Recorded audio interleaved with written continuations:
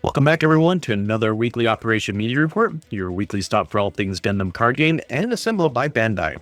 Just want to give you guys a quick channel update. I was going to put out a video yesterday doing a recap of our first set. I didn't like how the quality of production went on that, so I decided to go ahead and rework that and kind of put it together for my other video on Friday, where we're going to kind of do both. We're going to take a quick recap of how the game launched to how organization and everything else went with that. So going forward, I'm going to try to do a better job of upping the quality, because I found an interesting subreddit on the Gundam TCG asking about what type of things people like, and I never had anyone comment on my stuff in particular, but I think something that resonated with me was that people kind of want a deeper dive into it and just not gloss over stuff. I'm kind of guilty of that, because I usually just want to try to get news out to you guys and leave, the high-end stuff to a lot of folks. Now, granted, I should take that with a grain of salt and have a little bit more confidence in that, because the video that I did on the Iron Bloom deck was pretty much, night and day in terms of overall viewership and interaction. So it seems like you guys really want that stuff. I'm going to try to do my best to do a little bit more job analyzing, covering more strategies with this stuff, and try to do a better job on providing you guys some quality content, since you're, giving me the honor of watching the content itself. So without any further ado, let's go ahead and get into some announcements with Bandai. There won't be any card reveals this week, as we're going to save that for next week, since everything came out. I'm kind of waiting to see if they're going to release the rest of the alt arts. Looks like they're doing a couple per day, so I kind of want to run through that, make it kind of also kind of a mixed pronunciation with some trivia mixed in with some of the stuff for that set that came out. So without any further ado, let's go ahead and talk about what happened this past Friday. So if you weren't aware, or if you're out of the loop or you thought it was sold out, the Gundam Wing Premium Accessory set, the Iron Blood and Orphans Premium Accessory set, are still available online. Looks like Bandai learned their lesson and they're just doing a print to order.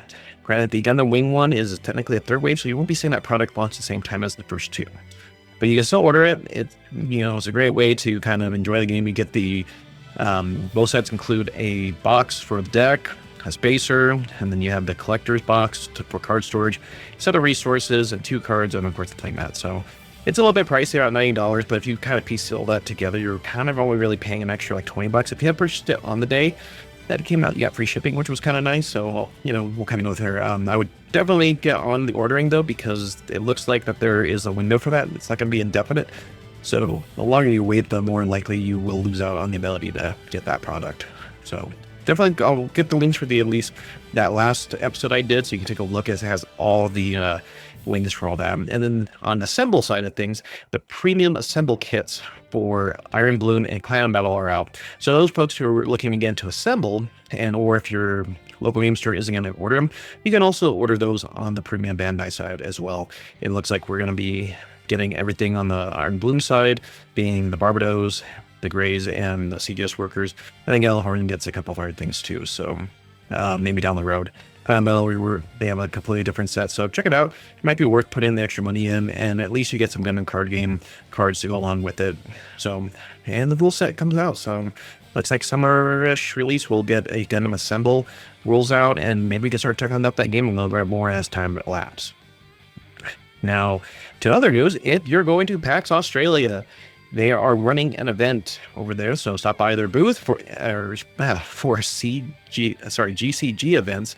New type challenge mission packs are going to be there, so you missed out on getting the rebuild for Ariel and that stuff. You can sign up. There's also stuff for trial sessions, social media campaign giveaways, and more. So a link to that will be included in the description below. So if you haven't been there, give it a shot. Be a good way to get some of the stuff that you may have missed out, or get some more stuff to put in your collection. In Europe, and I stress in Europe, if you had any ambition or, interest in being a caster for Bandai, they're doing a casting call right now for that. So if you wanted to cast, One Piece, Digimon, Uni Arena, Gundam, they're taking applications and want to really kind of give yourself an application of how you would cast this game.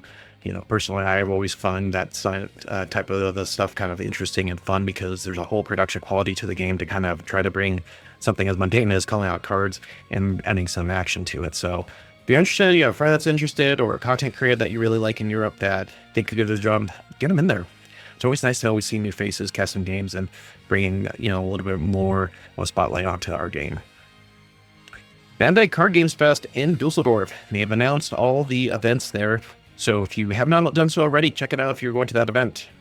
The reason why I say that is that On-demand events may not fly. I know in Dallas, it was a bit of a pain to get on-demand events. So the earlier that you get on the wait list, or if there's stuff available, get on there, because getting Card Game Fest, depending on who organizes it, may or may not be kind of boring because you may not have anything to do. So I highly recommend you guys jump on that if you are going to that event. All right, and with that, we'll take a look at our next announcement. Link Station 16 aired this past weekend. We had the GCG crew unboxing Clan Unity, the starter deck, and testing out in a match. So it was kind of fun to see those cards in action. Those guys tend to have a lot more fun when it comes to that kind of playing around with the new set for a clan battle. So it was kind of fun to watch that. Give it a go if you have a few minutes to spare and give those guys a like. And we got a new Bandai Premium Collection Card 1. This product is going on sale on the Bandai's Card Game Fest in Dusseldorf and Vegas. So Vegas isn't happening until February of next year. We'll hopefully see an announcement in the next month or two. Typically see those announcements, from what I gather, about 2 months, 2.5 months before. So that will give you a chance on understanding that with Worlds happening in March, and the qualifiers kind of end in December, I don't know if they're going to do a last chance qualifier to get people into the March World Championship event, or if this will be the start of set season 2. I guess you can call season 2. I don't know if this is technically season 1 or season 0. I kind of muffled on the explanation, but Vegas could be the first of many qualifiers for the 26 year. So details on how to purchase this product will be posted on the official Bandai Card Games Fest website shortly. So might be in the end of the month, might be end of the year. Yeah, considering Dusseldorf is coming up soon, I'm hopefully, happening sometime in the near future. The teaching app. So the mobile or web browser version of the teaching app has now been updated. GQuuuuuX decks is being added to there. You can now get Gundam GQuuuuuX from opening packs. You can even get alt art cards or usable app. This app is scheduled for mid-October, which when this episode comes out, are pretty much there. So I would assume Friday, because memory serves me right, we kind of got that update for when Iron-Blooded Orphans Iron Bloom deck came out. It was like a week or two ahead of time, and this one feels like it's early. So keep an eye out on your app. Teaching app, not the TCG Plus app. Speaking of the TCG Plus app, I just got it like minutes before I recorded this. If you have not done so already, sign up for your GDO2 events, because it looks like some stores may not be hosting as many, or they may be hosting one and some may not hosting at all this time around. People are all over the place with stuff. My store has not been told their allocation yet, so if you can, get on there, get on the wait list. I mean, people sign up for my Iron Bloom event at my store, and we had a couple of people on the wait list. We have 3 people on, because sometimes people just are signing up for anything and everything just to make sure that they get in. So if you can, get on your app, sign up for the ones that are nearby. Even if you're on a wait list, head to one, because who knows, stuff happens. You might be able to get into one. And finally, they revealed the number of cards included in the new starter deck. So that information's out. The new starter deck is out with all the reveals for the cards in them. So you get to see what's exactly in that. We'll do a profile next Friday, kind of going over some strategies, what the card looks like, kind of get us ready for those events. I'm really hoping that Clan kind of fires off real well. I think that there's going to be some cards you're definitely going to need out of set 2 to help out with the Clan trait, especially like the LR plus GQuuuuuX. So the second thing I want to bring to your attention with the card game announcements is that it's not on official channels. We actually found out through the Judge Program one that there are going to be some updates to the rules as of next Friday. One of the big ones is that there was a clarification on the suppression trait. And let me pull it up real quick. So with suppression, there was an interesting scenario that a lot of people were kind of confused about, because with suppression, you reveal 2 cards simultaneously, and then the effect procs changed more. So someone had put in what about this type scenario? All right, so this was from the official the official Judge Discord that's available to most folks, and it's open. So Emily Weaver, who was our top judge, had put this out there. So the question is, my opponent controls a paired Charzaku 2 with 2 HP remaining and a Gundam Barbatos 4th form with 1 damage on it. I have 2 cards in my shield area. My opponent attacks me with Barbatos 4th form. The shields reveal are Close Combat and the Relua. If I choose to activate the burst effect of Close Combat first, destroying my opponent's Shaku 2, what is the resulting sequence of events?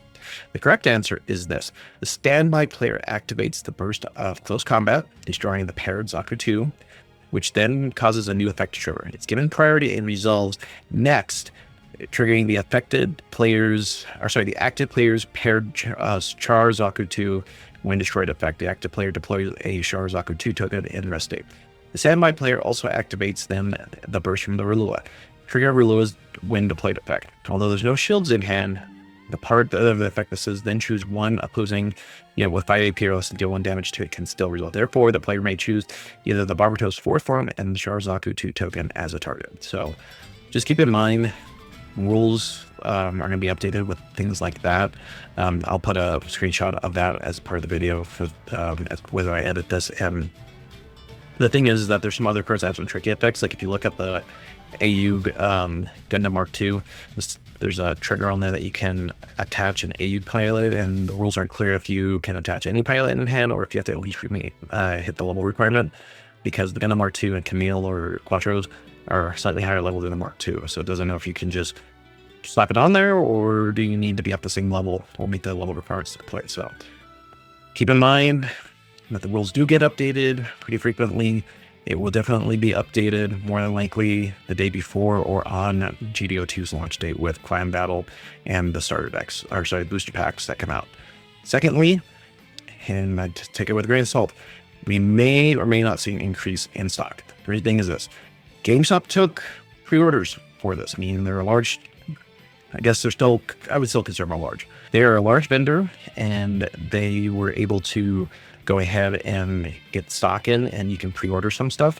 And because of that, you can hope that you might be able to get more blister packets, but you may have to wait as much as 2 weeks, because that's what Lorcana kind of does. They allow local game stores to get their hands on products 2 weeks before major retailers like Walmart, Target, Barnes & Noble, and things like that before that. So keep on the lookout. They're getting product in. Target and Walmart started to get product about a month after the game launched, so could be anywhere between 2 to 4 weeks before we see them at major retailers. But just keep that in mind when we're kind of looking forward to GDO2. So sign up on your app for any events. Make sure to take a look at the rule settings, and then we'll be back Friday with a review of, set 1. And then next week we'll talk about the cards revealed, and then we'll do a Clan Battle deck reveal on top of that. And with that, you guys have a good week. Enjoy your last weekend of set 1, and as always, go forth, Gundam Team.